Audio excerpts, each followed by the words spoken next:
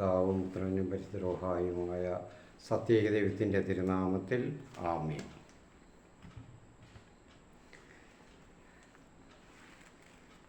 കർത്താവിന് ഏറ്റവും പ്രിയപ്പെട്ടവരെ, കഴിഞ്ഞ വീഡിയോ നമ്മൾ തളർവാദ രോഗിയെ യേശു സുഖപ്പെടുത്തുന്നത് ആ ഭാഗം പൂർണ്ണമായിട്ട് തീർന്നു. അത് കണ്ടു. അവരെ എല്ലാ ജനക്കൂട്ടങ്ങളും അവർ വിസ്മയഭരിതരായി. അവർ വളരെ ആശ്ചര്യപ്പെട്ടു. ഇതിനു മുൻപ് ഇങ്ങനെയുള്ള സംഭവങ്ങളൊന്നും അവർ നടന്നതായിട്ട് കേട്ടിട്ടില്ല, അറിഞ്ഞിട്ടില്ല, അങ്ങനെയില്ല. അപ്പോൾ അങ്ങനെയുള്ള അവർ വളരെ സംഭ്രമത്തോടെ പറഞ്ഞു. എന്ന് പറഞ്ഞാൽ അവർക്കൊരു പേടി പോലെ ഉള്ള ഒരവസ്ഥ, ഭയം. ഇങ്ങനെയുള്ള ഒരു മനുഷ്യൻ, ഒരു വ്യക്തി, അല്ലെങ്കിൽ വളരെ ഉന്നതനായ ഒരു പ്രവാചകൻ എന്നാണ് അവർ കണ്ടത്. അപ്പോൾ ഒരുപക്ഷെ ക്രിസ്തു ആയിരിക്കുമോ എന്ന് അവർ സംശയിച്ചിരുന്നതായിട്ടാണ് യേശുവിനെ പറ്റി. പക്ഷേ അത് പറയാൻ പറ്റുമോ? ഈ ഫരിസേയരും നിയമജ്ഞരെയും എല്ലാം അവർക്ക് മിണ്ടാൻ വയ്യാതെ അവർ സ്തബ്ധരായിട്ടിരിക്കുകയാണ് ഇതെങ്ങനെയാണെന്നുള്ളത്. അപ്പോൾ കാരണം അവർ നോക്കിയപ്പോൾ അവർക്ക് അത് വിസ്മയമായിട്ട് തോന്നിയില്ല. എന്തോ എപ്പോഴും അവർ പറയുന്നുണ്ട്, പിശാചുക്കളുടെ തലവനെ കൊണ്ടാണ് പിശാചുക്കളെ ബഹിഷ്കരിക്കുന്നത്, അല്ലെങ്കിൽ ഈ അത്ഭുത പ്രവൃത്തികളെല്ലാം ചെയ്യിക്കുന്നത് എന്നൊക്കെ അവർക്ക് ധരിക്കാൻ കഴിഞ്ഞുള്ളൂ. കാരണം അവൻ ജോസഫിൻ്റെയും മറിയത്തിൻ്റെയും പുത്രനാണ്. അപ്പോൾ വേറൊരിടത്തുനിന്ന് വന്നതായിട്ട് അവർക്കറിയുള്ള എത്രത്തോളം പഠിച്ചിട്ടുണ്ട്, എങ്ങനെയുണ്ടെന്നൊന്നും അറിഞ്ഞുകൂടാ. ജോസഫിനും മറിയത്തിനും ഉന്നതമായ സ്ഥാനമാനങ്ങളൊന്നും സമൂഹത്തിനില്ല. അപ്പോൾ അങ്ങനെ ഉള്ളവരെയാണ് അവർ ആദരിക്കുന്നത്, ബഹുമാനിക്കും, അവരുടെ വർത്തമാനങ്ങൾ കേൾക്കും. ഇവരിവിടെ കേട്ടുകൊണ്ടിരുന്നത് എന്തിനായവർ?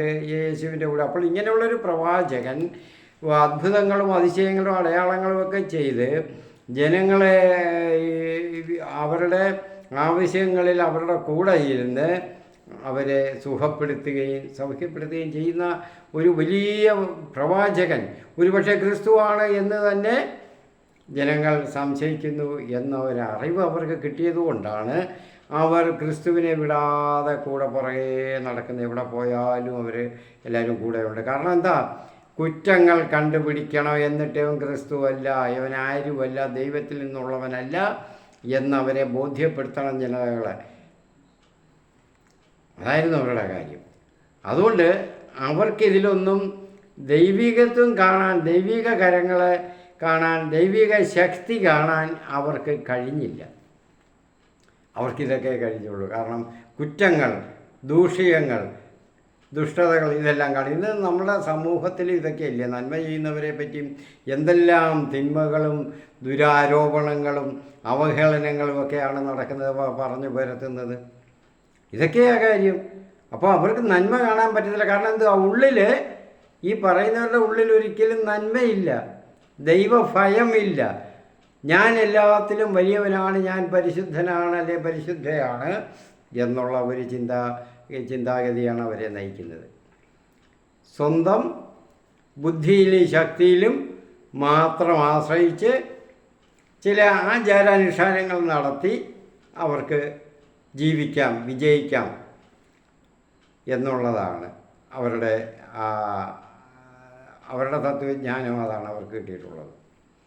അപ്പോൾ ദൈവിക ശക്തി വേണ്ട. ഇവിടെ ദൈവത്തിൻ്റെ കരുണയോ സ്നേഹമോ ഒന്നും അതിനകത്ത് വരുന്നില്ല. അതൊക്കെ ദൈവം തന്നെത്താൻ ദൈവത്തിന് തോന്നി തന്നുകൊള്ളും. എൻ്റെ ശക്തിയും എൻ്റെ ബുദ്ധിയും ഞാൻ ആശ്രയിച്ച് ഞാനിതെല്ലാം നിർവഹിക്കുമ്പോൾ ദൈവം എനിക്കിതെല്ലാം തന്നുകൊള്ളും. അത് പുറകെ വരും, ഞാൻ അതിലൊക്കെ ആശ്രയിച്ച് ചെയ്താൽ മതി എന്നുള്ള ഒരു വിശ്വാസം. അതാണ് ഇവിടെ ഇന്ന് നമ്മുടെ സമൂഹത്തിലും അതൊക്കെയാണ് നടക്കുന്നത്. കാരണം ഒരു അഭിനയം എല്ലാത്തിലും, അല്ലാതെ എല്ലാ ധാരണ ഒരു അഭിനയം പോലെ. ഏതാണ്ട് ഈ റോബോട്ടുകൾ, യന്ത്രമനുഷ്യർ പ്രവർത്തിക്കുന്നത് പോലെ, സ്വിച്ച് ഇട്ടാൽ ഉടനെ നടക്കുന്ന പോലെയാണ് ഈ ഓരോ പ്രവർത്തനങ്ങളൊക്കെ നമ്മൾ എല്ലായിടത്തും കണ്ടാൽ അങ്ങനെയാണ്. ദൈവാലയത്തിൽ പോലും അങ്ങനെയൊക്കെ നമുക്ക് കാണാം, മറ്റുള്ള അവസരങ്ങളിലും എല്ലാം കാണാം. ഇവരൊക്കെ ഇവരുടെ ജീവിതമൊക്കെ പരിശോധിക്കുമ്പോൾ ഇങ്ങനെ ഓരോന്നൊക്കെ ചെയ്യും. അപ്പോൾ ഇതിങ്ങനെ നമ്മളെല്ലാവരും തന്നെ കുറച്ചൊക്കെ ഇതിനെ അടിമപ്പെട്ടുകൊണ്ടിരിക്കുകയാണ്. അപ്പോൾ കൂടുതലായിട്ട് വന്നുകൊണ്ടിരിക്കുകയാണ് ഇപ്പോഴത്തെ രീതിയിൽ. കുറച്ച് നമ്മളെ യുവാക്കളായാലും എല്ലാവരും തന്നെ അങ്ങനെ വന്നുകൊണ്ടിരിക്കും. യുവതലമുറയൊക്കെ ബാലതലമുറയും അങ്ങനെ ആയിക്കൊണ്ടിരിക്കുക. അപ്പോൾ എല്ലാവരും നമുക്ക് നഷ്ടപ്പെടുന്ന ഒരു അവസ്ഥയാണ്, ദൈവാത്മാവിനെ നഷ്ടപ്പെടുത്തി പോകുന്ന ഒരവസ്ഥ. പ്രിയപ്പെട്ടവരെ, അതുകൊണ്ടാണ് അവർക്ക് ദൈവത്തെ സ്തുതിക്കാൻ കഴിഞ്ഞില്ല. ഇവിടെ പറയുന്നു, വിസ്മയഭരിതരായി ദൈവത്തെ അവർ മഹത്വപ്പെടുത്തി. അപ്പോൾ മറ്റ് സുവിശേഷങ്ങളിൽ ഈ സംഭവം കൊണ്ട് തളർവാദ രോഗിയെ സുഖപ്പെടുത്തുന്നത്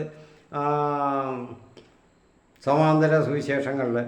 അപ്പോൾ അവിടങ്ങളിൽ ഇങ്ങനെ അവർ ദൈവത്തെ മഹത്വപ്പെടുത്തിയെന്ന് കാണുന്നില്ല. അവൻ കിടക്കെ എടുത്തുകൊണ്ട് രോഗിയായിരുന്നവൻ സുഖപ്പെട്ടവൻ എടുത്തുകൊണ്ട് പോയി കർത്താവ് പറഞ്ഞ് നടന്നു. അവർ വിസ്മയഭരിതരായി എന്ന് മാത്രമേ കാണുന്നുള്ളൂ. അസാധാരണ സംഭവങ്ങൾ നമ്മൾ കണ്ടു. ദൈവത്തെ മഹത്വപ്പെടുത്തി എന്നുള്ള വാചകം ലൂക്ക ഇവിടെ പ്രത്യേകമായിട്ട് അവിടെ ധരിപ്പിക്കുകയാണ്. അപ്പോൾ അതുപോലെ ഇവിടെ ഈ 3 സുവിശേഷങ്ങളിലും ഒരുപോലെ കാര്യങ്ങളൊക്കെ കാണുന്നു എന്ന് പറഞ്ഞുകൊണ്ടായില്ല. ആ കാര്യങ്ങളിൽ അതിൻ്റെ ഒരു വ്യക്തത, പൂർണ്ണത അവിടെ തൻ്റെ രചനാപാഠവും കൊണ്ട് ലൂക്ക ഇവിടെ ചേർത്തിരിക്കുകയാണ്, മറ്റുള്ളവരിലില്ലാത്ത ആ പ്രത്യേകത. അപ്പോൾ അത് കാരണം ലൂക്കായുടെ ആ ബോധം, ആ ലോജിക്കായിട്ടുള്ള ആ ബോധം ശരിയാണ് താനും. കാരണം സുഖം പ്രാപിച്ചവന് അവൻ നന്ദി പറയാതിരിക്കത്തില്ല. മറ്റുള്ളവർക്ക് അങ്ങനെ തോന്നുന്നില്ല. അപ്പം കാരണം അവരങ്ങനെയല്ല ശ്രദ്ധിക്കുന്നത്. കർത്താവിൻ്റെ കാര്യങ്ങൾ അവർ ശ്രദ്ധിക്കുന്നു, പ്രത്യേകം എടുത്ത് പറയുന്നു യേശുവിൻ്റെ കാര്യം, അപ്പോൾ യേശു പ്രവർത്തിച്ച കാര്യങ്ങൾ. അപ്പോൾ ഇവിടെ ദൈവത്തെ മഹത്വപ്പെടുത്തുന്നത്, യേശു മഹത്വപ്പെടുത്തുന്നവരൊക്കെ പറയുന്നുണ്ട്. അപ്പോൾ ഇവിടെ ലൂക്ക എപ്പോഴും പറയുന്നുണ്ട്, ആ ജനങ്ങളും അവന് സൗഖ്യം പ്രാപിച്ചവരും മഹത്വപ്പെടുത്തുന്നുണ്ട്, സ്തുതിക്കുന്നുണ്ട് ദൈവത്തെ. അതൊക്കെയാണ്. അപ്പം പ്രിയപ്പെട്ടവരെ, നമ്മളിവിടെ മനസ്സിലാക്കേണ്ടുന്നത്, നമ്മൾ ഒരു ദൈവത്തിൽ നിന്ന് നന്മ സ്വീകരിച്ചു കഴിഞ്ഞാൽ, സ്വീകരിച്ചത് നമ്മൾക്ക് നന്മയായിട്ട് ഭവിച്ചു, നമ്മൾക്ക് അത് വലുതായിട്ടുള്ള പ്രയോജനങ്ങൾ, സൗഖ്യമായാലും മറ്റേ നേട്ടങ്ങളെ ലൗകികയോ എല്ലാം നേട്ടങ്ങളായാലും എന്തായാലും നമ്മുടെ സാമൂഹിക തലത്തിലും എല്ലാ സമൂഹത്തിലും ഒക്കെ ഉണ്ടായാലും അത് ദൈവത്തിൻ്റെ കരുണ കൊണ്ടാണ് എന്നുള്ളത് മനസ്സിലാക്കണം. അപ്പോൾ അതുകൊണ്ട് ദൈവത്തെ മഹത്വപ്പെടുത്തണം, ദൈവത്തിന് നന്ദി അർപ്പിച്ച് നമ്മൾ ദൈവത്തെ മഹത്വപ്പെടുത്തണം. നമ്മുടെ കർത്താവായ യേശുക്രിസ്തു യേശുക്രിസ്തു വഴി കർത്താവിനെ നമ്മൾ മഹത്വപ്പെടുത്തണം, നന്ദി അർപ്പിച്ചുകൊണ്ട്.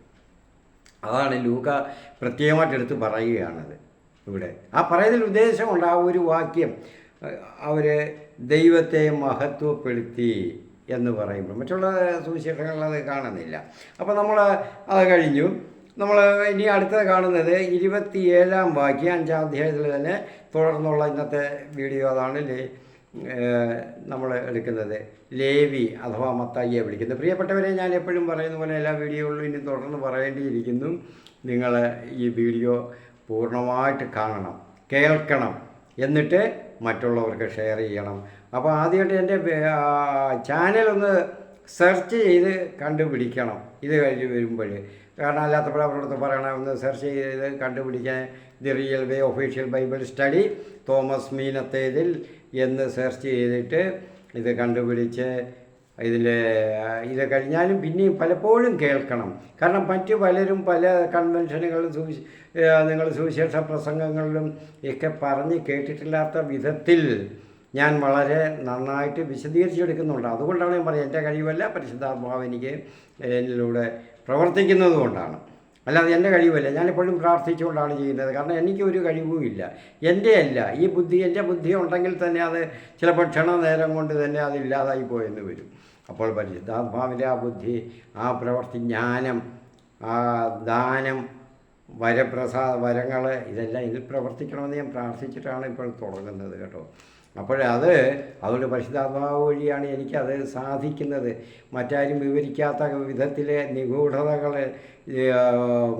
ബൈബിളിലെ വിശുദ്ധ ഗ്രന്ഥത്തിലെ ഓരോ വാക്യത്തിലെയും നിഗൂഢതകൾ ഓരോ അവസരത്തിലെല്ലാം വെളിവാക്കി ഇത് അനുവാചകർക്ക് അല്ലെങ്കിൽ കേൾവിക്കാർക്ക് ശ്രോതാക്കൾക്ക് കൊടുക്കാൻ എനിക്ക് സാധിക്കണമെന്ന് പ്രാർത്ഥിക്കും. എൻ്റെ നാവല്ല, എൻ്റെ അധരമല്ല സംസാരിക്കുന്നത്, അവിടുത്തേതാണെന്ന് ഞാൻ പരിശുദ്ധാത്മാവിനോട് പറഞ്ഞിട്ടാണ്. അപ്പോൾ അത് നിങ്ങൾ അത്രയും വിലപ്പെട്ട കാര്യങ്ങൾ ഇത് കിട്ടുമ്പോൾ, ഈ നിഗൂഢതകൾ വെളിവാക്കി കിട്ടുമ്പോൾ മറ്റുള്ളവരെയും കൂടെ അറിയിക്കണം. കാരണം അവർക്കിത് അറിയാൻ കഴിയുന്നില്ലല്ലോ, മറ്റാരും പറഞ്ഞു കൊടുക്കുന്നില്ല. ഇതൊന്നും ഈ പറഞ്ഞ വാക്യം ഈ കാര്യങ്ങൾ തന്നെ മറ്റാരും അങ്ങനെ പറഞ്ഞ് ഞാൻ കേട്ടിട്ടില്ല. എത്രയോ കേട്ടിട്ടുണ്ട് ഇത്രയും പ്രായത്തിനിടയ്ക്ക്. എനിക്ക് ഒരു സുവിശേഷ ജീവിതം തന്നെ ഞാൻ സഭയുടെ കത്തോലിക്ക സഭയുടെ സാമൂഹ്യ സേവന രംഗത്തൊക്കെ ഞാൻ പ്രവർത്തിച്ചിരുന്നതുകൊണ്ട് എനിക്ക് എല്ലാ റീതികളിൽപ്പെട്ടവ എല്ലാവരുമൊക്കെ ഞാൻ ഒരുപാട് അഭിവന്ധ്യ പിതാക്കന്മാരെയും വയോവിഭാനരായ വൈദികരെയൊക്കെ ഒരുപാട് വളരെ ശ്രേഷ്ഠരായ വൈദികരെയൊക്കെ ഞാൻ കണ്ടിട്ടുണ്ട്, അവരോടൊപ്പം പ്രവർത്തിച്ചിട്ടുണ്ട്. അപ്പോൾ ഒരുപാട് ക്ലാസ്സുകൾ എടുത്തിട്ടുണ്ട് പല സഭാ വിഭാഗങ്ങളിലും, കത്തോലിക്ക സഭയിൽ പല റീതികളിലും ഇതൊക്കെ എടുത്തിട്ടുണ്ട്. സെമിനാർ ക്ലാസ്സുകളിലൊക്കെ ചെയ്തിട്ടുണ്ട്.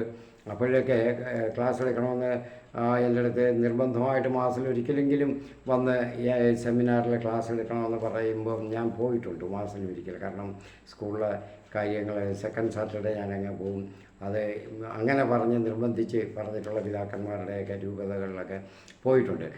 അവിടെയൊക്കെ പോകുമ്പോൾ ഞാൻ ഏറ്റവും ആദരിക്കുന്ന, സമൂഹത്തിൽ യഥാർത്ഥത്തിൽ അങ്ങനെ തന്നെയാണ് സഭയിൽ ആദരിക്കുന്ന വലിയ വലിയ പണ്ഡിതർ, വലിയ വലിയ വൈദികർ, ബഹുമാന്യരായ വൈദികരുടെ ക്ലാസ്സുകളോടൊപ്പം അറിയണം. എൻ്റെ ക്ലാസ്സും അങ്ങനെയാണ് നടക്കുന്നത്. അപ്പോൾ അങ്ങനെയൊക്കെ ഞാൻ എന്നിട്ടൊന്നും ഇങ്ങനെ എത്ര വിസ്തരിക്കുന്നതൊന്നും കേട്ടിട്ടില്ല. കാരണം സാധാരണ ജനങ്ങൾ ഇത്രത്തോളം അറിഞ്ഞാൽ മതി എന്നും പറഞ്ഞ് ചുരുക്കി പറഞ്ഞങ്ങ് പോകും, ചെറിയൊരു വിവരണം കൊടുത്ത്. അങ്ങനെയാണ് ചെയ്യുന്നത്. പക്ഷേ എനിക്ക് അത് പോരാമെന്ന് എനിക്ക് തോന്നി. കാരണം ഒന്നും അറിയാൻ വയ്യാത്തവർ എല്ലാം മനസ്സിലാക്കണം. അത് സംശയരഹിതമായി, സംശയമില്ലാത്ത വിധത്തിൽ സംശയം തീർത്ത് അവർക്ക് പോകണം. എന്തുകൊണ്ട് അവർ ദൈവത്തെ മഹത്വപ്പെടുത്തി? ഇതാണ് കാരണം. കാരണം ലൂക്ക ഇവിടെ അത് എടുത്ത് പറയാൻ കാരണം നമ്മൾ ഓരോരുത്തരും ദൈവത്തെ മഹത്വപ്പെടുത്തണം. ഓരോ ദിവസവും ഓരോ സമയവും നമുക്ക് ഓരോ നേട്ടങ്ങൾ നമ്മൾ വിചാരിച്ചിരിക്കാതെ നമുക്കുണ്ടാകും, ഉണ്ടായിക്കൊണ്ടിരിക്കുന്നു. ആർക്കാ ഇല്ലാത്തത്? അപ്പോൾ എന്നിട്ട് ദൈവത്തെ മഹത്വപ്പെടുത്തി എത്ര പേരാ? ദൈവത്തെ മഹത്വപ്പെടുത്തണം. അതാണ് ലൂക്ക ഇവിടെ പ്രത്യേകം നമ്മളോട് എടുത്ത് പറയുന്നത്. അതാണ് ഓരോ സമയത്തും അദ്ദേഹം പറയുന്നുണ്ട്. ലൂക്ക ഇവിടെ എഴുതുന്നുണ്ട്, അവർ ദൈവത്തെ മഹത്വപ്പെടുത്തിയില്ല, ദൈവത്തെ സ്തുതിച്ചു കൊണ്ടുപോയിരുന്നു. അപ്പോൾ ലേവിയെ മത്തായിയെ വിളിക്കുന്ന ഭാഗമാണ് പറയുന്നത്. ചുങ്കക്കാരൻ ആയ ലേവി, അത് മത്തായിയല്ല, ലേവി ചുങ്കസ്ഥലത്ത് ഇരിക്കുന്നത് കണ്ടു, എന്നെ അനുഗമിക്കുക എന്ന് യേശു അവനോട് പറഞ്ഞു. അപ്പോൾ നമ്മളിത് മനസ്സിലാക്കണം. ഈ ലൂക്കായുടെ സുവിശേഷത്തിൽ അത് എഴുതിയ സുവിശേഷത്തിൽ അദ്ദേഹം വിവരിക്കുന്ന ശിഷ്യന്മാരെ വിളിക്കുന്നത് കുറേ കഴിഞ്ഞിട്ടാണ്. പരസ്യ ജീവിത പ്രവർത്തനങ്ങൾ കുറേ കഴിഞ്ഞിട്ടാണ് അവരെയൊക്കെ വിളിക്കുന്നത്. കാരണം അതിലൊരു ലോജിക്കുണ്ട്, ഒരു ന്യായമായ യുക്തി സഹമായ ഒരു കാര്യങ്ങളാണ് ഇവിടെ ലൂക്ക പറയുന്നത്. കാരണം ലൂക്ക നിസ്സാരപ്പെട്ട ആളല്ലല്ലോ, നല്ലൊരു ചിത്രകാരൻ. അന്നത്തെ കാലത്ത് നമ്മൾ പേര് കേട്ട ഭിക്ഷഗൂരൻ ഡോക്ടറാണ്. അപ്പോൾ അതിൻ്റെ അനുസരിച്ചിട്ടുള്ള ഒരു പാഠമോ എല്ലാത്തിനുള്ള ചിത്രകാരന് വേണ്ടുന്ന എല്ലാ ചെറിയ ഒരു ഡോട്ടിന് പോലും വലിയ അർത്ഥങ്ങളുണ്ട്.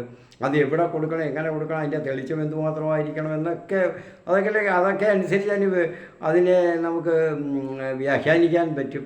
അപ്പോൾ ഒരു ചിത്രകാരൻ്റെ കാര്യം അതിനെ ആസ്വദിക്കുന്നവർക്ക്. അപ്പം അതൊക്കെ നോക്കിയാണ് അദ്ദേഹത്തിൻ്റെ രചനയിലും രചനകൾ രണ്ടിലും അങ്ങനെയാണ്, അപ്പസ്തോല പ്രവർത്തനങ്ങളിലും. അപ്പോൾ അവിടെ ചുങ്കസ്ഥലത്ത് ഇരിക്കുന്നത് കണ്ടു. അപ്പം മറ്റുള്ളവരൊക്കെ പറയുന്നത് അങ്ങോട്ട് ചെന്ന് ആദ്യമേ ശിഷ്യന്മാരെ വിളിക്കുകയാണ് യേശു, മറ്റുള്ള സുവിശേഷകർ. പക്ഷേ അപ്പോൾ വിളിക്കൊണ്ട് എല്ലാം കളഞ്ഞിട്ട് പോരുക. അപ്പോൾ നമുക്ക് പറയാം അവരുദ്ദേശിക്കുന്നത് യേശു വിളിച്ചു. അപ്പോൾ ആ ദൈവിക ശക്തിയിൽ, മാസ്മര ശക്തിയിൽ അവർ ആകൃഷ്ടരായി, അവർ സ്തബ്ധരായി. അവർക്ക് മറിച്ച് ഒന്നും പ്രവർത്തിക്കാൻ കഴിയത്തില്ല. ദൈവാത്മാവ് അവരെ നയിച്ചു, യേശുവിൻ്റെ കൂടെ പോയി എന്നുള്ളതാണ്. അതൊരു ഇവിടെ അങ്ങനെയല്ല. ലൂക്കായുടെ സുവിശേഷത്തിൽ നേരത്തെ കൂട്ടി കർത്താവ് ഒരുപാട് യേശു ഒരുപാട് അതിശയങ്ങൾ, അത്ഭുതങ്ങൾ, സൗഖ്യങ്ങൾ, രോഗശാന്തി ശുശ്രൂഷകൾ ഒരു സാധാരണ രീതിയിൽ ഒരു മനുഷ്യന് ചിന്തിക്കാൻ പറ്റാത്ത അവസ്ഥകളിലുള്ള അതിശയങ്ങളൊക്കെ, അടയാളങ്ങളൊക്കെ നടക്കുന്നു. അതൊക്കെ നടത്തി. അപ്പോൾ ഇങ്ങനെ ഇവരെല്ലാവർക്കും അറിവുണ്ടായി യേശു ആരാണ് എന്ന്. സാധാരണ മനുഷ്യനല്ല, ദൈവിക മനുഷ്യനാണ്, ദൈവത്തിൽ നിന്നുള്ളവൻ തന്നെയാണ്, മിശിഹായാണ്. അതായത് പത്രോസ് പറഞ്ഞില്ലേ, നീ ജീവനുള്ള ദൈവത്തിൻ്റെ പുത്രനായ ക്രിസ്തുവാണ് എന്നവർക്ക് മനസ്സിലായി.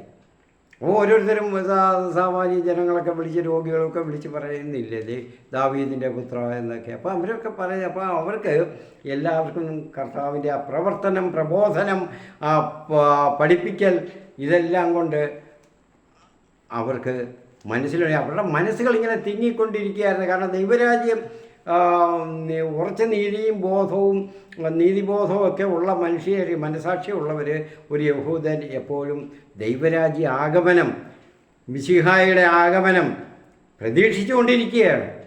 അപ്പോഴാണ് യേശു ഇങ്ങനെ വന്ന് ഇങ്ങനെയൊക്കെ പ്രവർത്തിക്കുന്നതാണ് ദൈവരാജ്യത്തിൻ്റെ ഭാഗം. ദൈവരാജ്യത്തെ പറ്റിയും പറയുന്നുണ്ട്. അപ്പോഴാണ് ഇവർക്ക് മനസ്സിലായി, ഇതാണ് നമ്മൾ പ്രതീക്ഷിച്ചിരുന്ന ആ പ്രവാചകൻ. മോശ പറഞ്ഞ പോലെ നിങ്ങളുടെ കൂട്ടത്തിൽ നിന്ന് തന്നെ ഒരു പ്രവാചകനെ, അത്യുന്നതനായ ഒരു പ്രവാചകനെ ഉയർത്തും എനിക്ക് ശേഷം. അതിതാണ് യേശുവിനെ. അപ്പോൾ അത് അവർക്ക് മനസ്സിലായി, അവരുടെ മനസ്സിൽ കിടപ്പുണ്ട്. ഇപ്പോൾ ലേവിയെ വിളിക്കുന്നു. അതായത് അപ്പോൾ അവിടെ ഇങ്ങനെയൊക്കെയുള്ള അവസരങ്ങളിൽ കാണുന്നത് ഒരു ഗ്രീക്ക് വാക്കുണ്ട്, മെത്തനോയ്യ എന്നുള്ള ഒരു അവസ്ഥ, മാനസിക അവസ്ഥ എല്ലാ മനുഷ്യരിലും ഉണ്ടാവും. കാരണം എന്താണ്, എങ്ങനെയാണ് എന്ന് ചിന്തിച്ച് വേവലാതിപ്പെട്ടുകൊണ്ടിരിക്കുന്ന അവർക്ക് തങ്ങളുടെ ബോധം, അവർക്കൊരു അവബോധമുണ്ട്, തങ്ങളുടെ പ്രവൃത്തികൾ തെറ്റാണോ ശരിയാണോ എന്നൊക്കെ ഉള്ളത്. തെറ്റിലാണല്ലോ, ഒരുപാട് തെറ്റിലുണ്ട്. ഇവരുടെ ഇത് വേദപുസ്തകം വഴി അവർ തെറ്റിലാണ് ജീവിക്കുന്നത് എന്നുള്ളൊരു ബോധ്യമുണ്ട്, തെറ്റുണ്ട്. യോഹന്നാസ്നാപകൻ്റെ പ്രസംഗമെല്ലാം കേട്ടവരൊക്കെ ബോധവാന്മാരായതാണ്. നിങ്ങൾ പശ്ചാത്താപിക്കേണ്ടുന്നവരാണ് എന്ന് യോഹന്നാസ്നാപകൻ പ്രസംഗിച്ച് അവരെയൊക്കെ പഠിപ്പിച്ചിരുന്നു. അപ്പോൾ അതൊക്കെയുള്ള ഒരവസ്ഥ, അതിന് മെത്തനോയ്യ എന്നാണ് പറയുക. കാരണം താങ്കൾ തീർത്തും യോഗ്യരല്ല ദൈവകൃപയ്ക്ക്, തെറ്റുകാരാണ്, പാപിയാണ്. പത്രോസ് പറഞ്ഞില്ലേ, കർത്താവേ ഞാൻ പാപിയാണ്, നീ എന്നിൽ നിന്ന് അകന്നു പോകണമേ എന്ന് പറയുന്നു. അപ്പോൾ അതുപോലെയാണ് ഇവിടെ മത്തായി അങ്ങനെ പറഞ്ഞില്ലെങ്കിലും ആ മനസ്സിൽ ഇതുണ്ട്.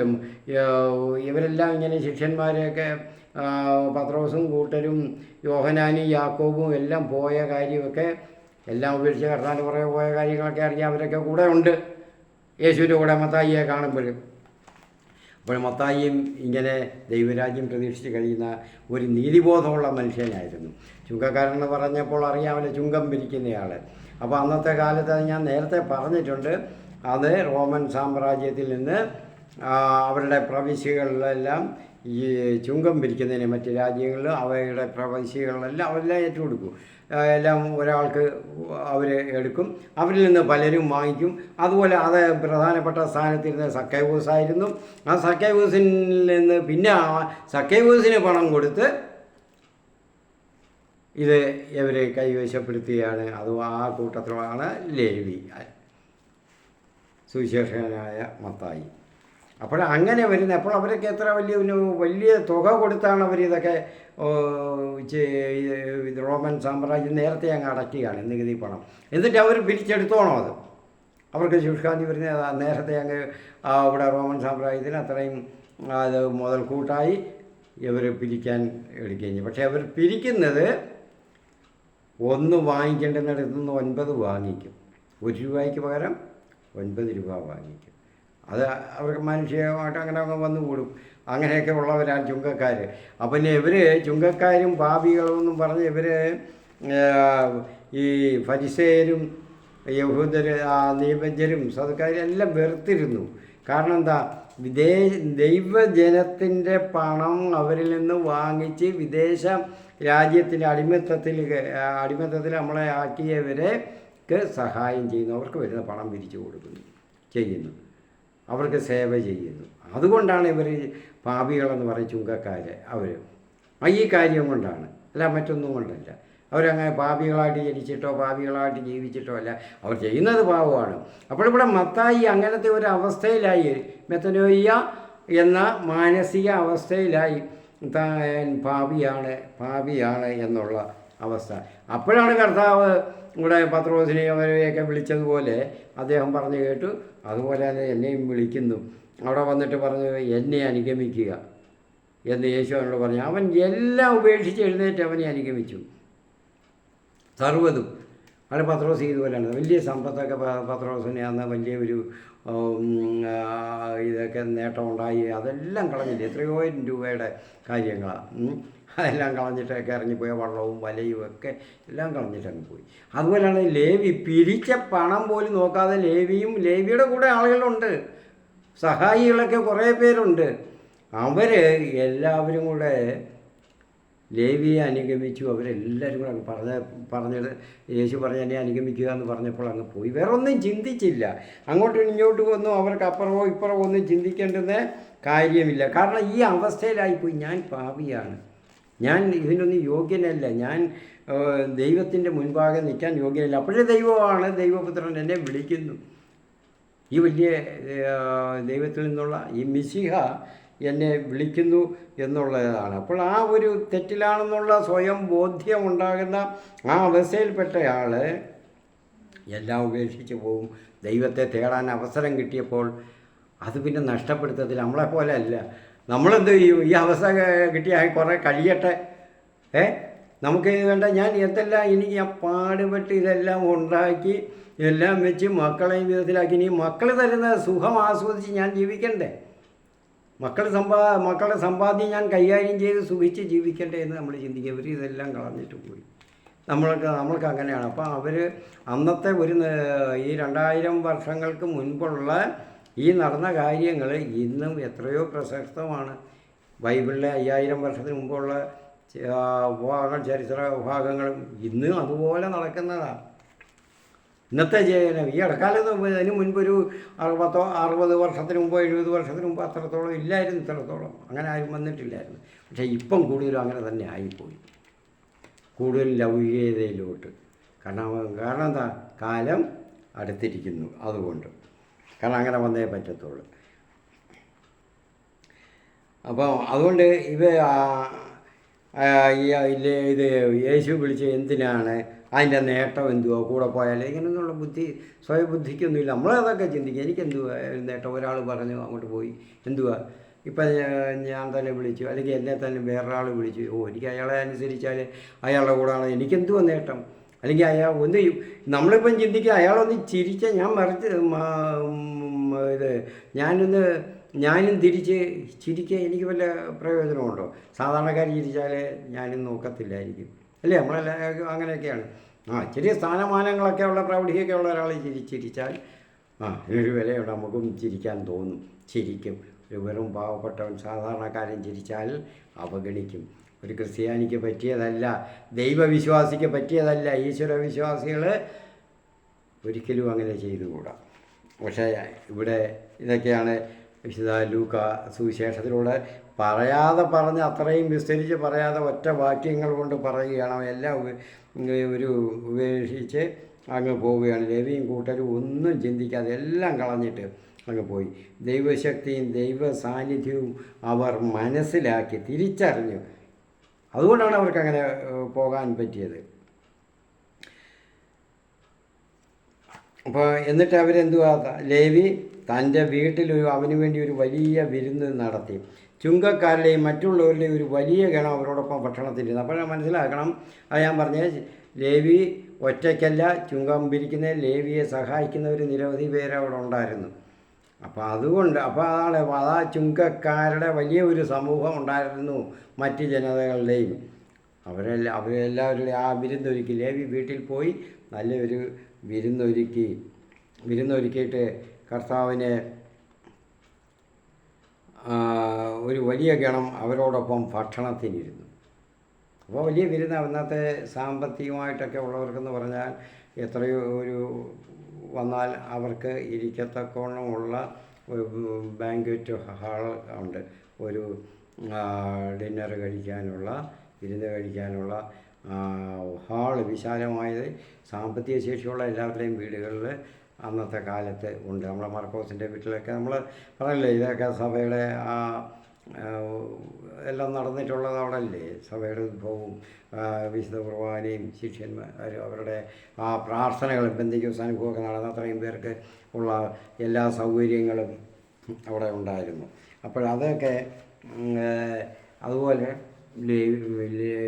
ലേവിയുടെ വീട്ടിൽ ലേവി നിസ്സാരനല്ലല്ലോ, പണം ധാരാളം ഉണ്ടല്ലോ. അപ്പോൾ അതുകൊണ്ടൊക്കെ ഉണ്ടായിരുന്നു. ഉപേക്ഷിച്ച് എല്ലാം പോയെങ്കിലും അപ്പോഴത്തെ എല്ലാം കളഞ്ഞിട്ട് പോയെങ്കിലും നേരത്തെയൊക്കെ സമ്പാദിച്ചതൊക്കെ ഒരുപാടുണ്ട്. അപ്പോൾ അവിടുന്ന് നല്ല നിലയിൽ കഴിയുന്നയാളാണ് സമൂഹത്തിൽ. ചുങ്കക്കാരിലെ മറ്റുള്ളവരുടെ ഒരു വലിയ ഗണം അവരോടൊപ്പം പട്ടണത്തിലിരുന്നു. ഫരിസേയരും നീപജ്ഞരും പിറുപിറുപ്പോടെ അവൻ്റെ ശിഷ്യരോട് പറഞ്ഞു, നിങ്ങൾ ചുങ്കക്കാരോടും പാപികളോടും മൊത്തം തിന്നുകയും കുടിക്കുകയും ചെയ്യുന്നത് എന്ത്? പ്രിയപ്പെട്ടവരെ, ആ ചുങ്കക്കാരും പാപികളും എന്ന് മനസ്സിലായ പാപികൾ സാധാരണ ജനങ്ങളെ അവർ പാപികളായിട്ടാണ് കാണുന്നത്. കാരണം ഈ പാപികളായിട്ട് ജനങ്ങളാണ് എന്താ തങ്ങളെ കൊണ്ടൊന്നും കഴിവില്ല, ദൈവത്തിൽ ആശ്രയിക്കുന്നത്. മറ്റവർക്ക് ദൈവത്തിൽ ആശ്രയിക്കുന്ന ദൈവം ഇങ്ങോട്ട് അവരെ ആശ്രയിക്കണം എന്നുള്ളതാണ്.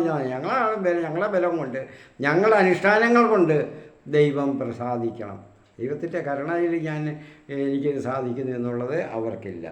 അപ്പോൾ അതുകൊണ്ട് അവരെല്ലാവരെയും പാപികളായിട്ടാണ് കണ്ടത്.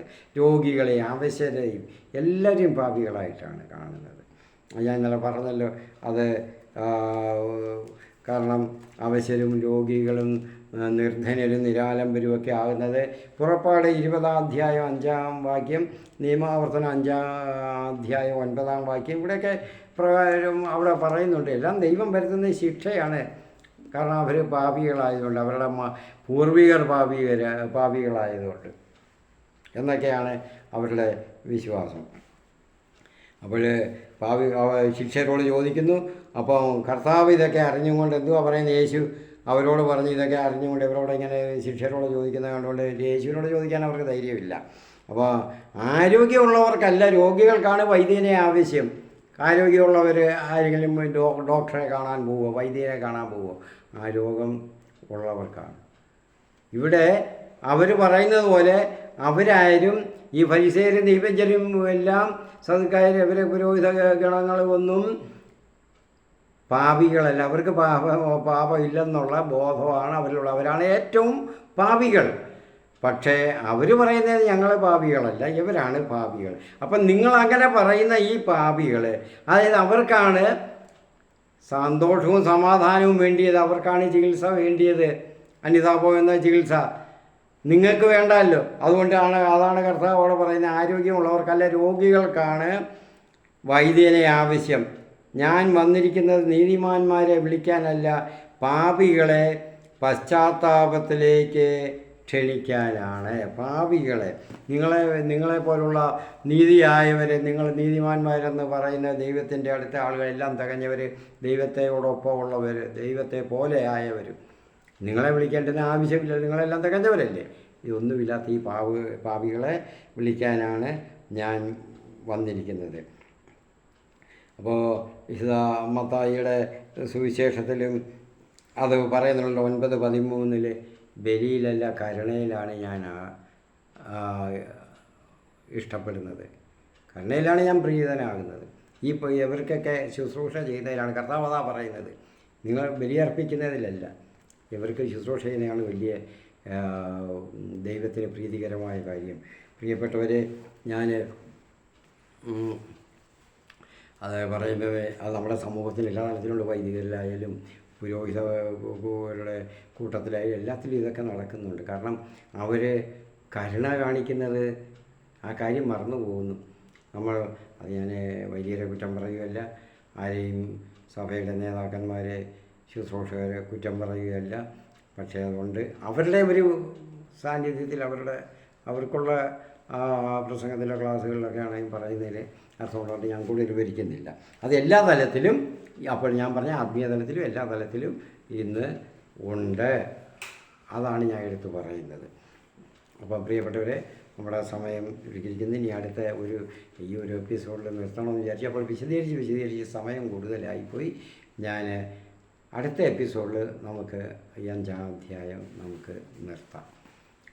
ദൈവം നമ്മളെല്ലാവരെയും ഈ കേട്ട ഭാഗങ്ങളെല്ലാം ഹൃദയസ്ഥമാക്കുന്നതിനും മറ്റുള്ളവർക്ക് പറഞ്ഞു കൊടുക്കുന്നതിനും മറ്റുള്ളവരിലേക്ക് എത്തിക്കുന്നതിനും പരിശുദ്ധാത്മാവ് നമ്മളെ ബലപ്പെടുത്തട്ടെ. പരിശുദ്ധാത്മാവ് നമ്മളെ നയിക്കട്ടെ. ദൈവകൃപ നമ്മളിലേക്ക് അങ്ങനെ ഒഴുകട്ടെ. അതിനുവേണ്ടി നിങ്ങൾ പ്രവർത്തിക്കുക. ആമീൻ. പിതാവിനും പുത്രനും പരിശുദ്ധ റൂഹായ്ക്കും സ്തുതി. ദൈവനാമത്തിന് മഹത്വം ഉണ്ടായിരിക്കട്ടെ.